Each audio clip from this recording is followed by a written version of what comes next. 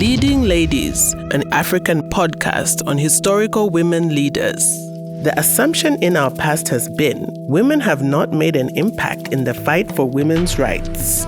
In reality, some women were activists in the women's rights landscape before independence.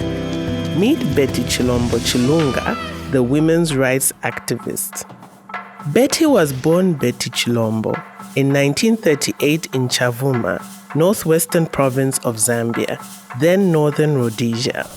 Betty left Chavuma to go to Kabwe, where she enrolled for a teacher course at Chipembe Mission School in the Central Province in 1955. At Chipembe Mission, Betty was placed in boarding house number 4, where two girls ignited her interest in politics, Esther Kakumbi and Malao Nkumbula. These two girls had one thing in common. Their fathers were both leaders in the nationalist struggle.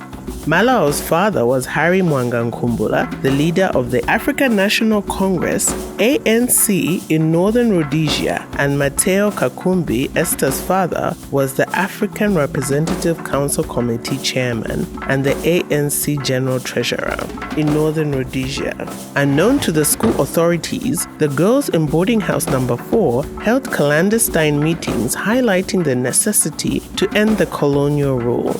The meetings impacted and transformed Betty, and she became determined to join the struggle for independence. Betty returned to Chavuma after her training and took up a teaching post at Chavuma Mission School. But soon her interest and activities in politics took precedence. She resigned and relocated to Zambezi in the northwestern province of Zambia. After her marriage to Harrison Chilunga, Betty's attention was drawn to the negative use of the African marriage certificate by the colonial government. During that time, every major town had a roadblock at which African women were checked. Only those with marriage certificates were allowed to stay and work in the urban areas. In the eastern province, roadblocks were erected at Kacholola to check the marriage certificates of all the African female passengers aboard buses going into Lusaka. In northwestern province, Mushishima was the checkpoint for buses entering the Copper Belt province. Without a marriage certificate, women were deported back to their villages or denied entry into the major towns. Betty was angered that many African women's dreams ended at these checkpoints. Betty launched into activities aimed at making women aware of how the marriage certificates were policing the movement of unmarried African women. Between 1962 and 1963, Betty organized African women to burn their marriage certificates in defiance of colonial rule. Betty organized protests and gatherings where the African women surrendered their marriage certificates and burned them. In this way, women sent a message to the colonial government against the use of marriage certificates. The destruction of a government document, which the marriage certificate was, attracted a penalty and even a jail sentence. For this reason, during this period, Betty lived in constant fear of police arrest and changed addresses in order to evade arrest.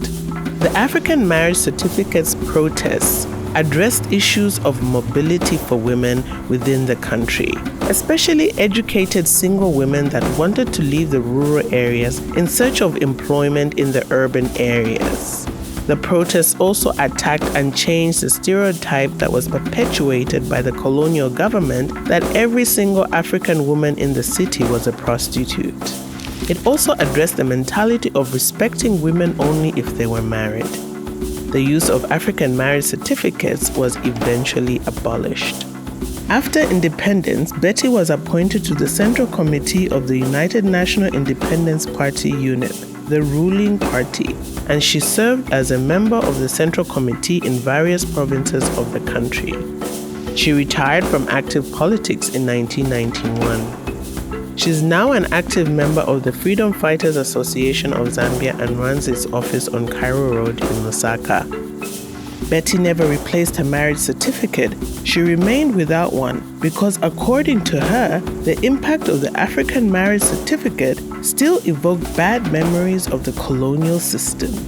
She was married to Harrison Chilunga until his death in 2007. In 2014, Betty Chilombo Chilunga was honored with the Mama Julia Chikamonika Award for her role in the freedom struggle for Zambia.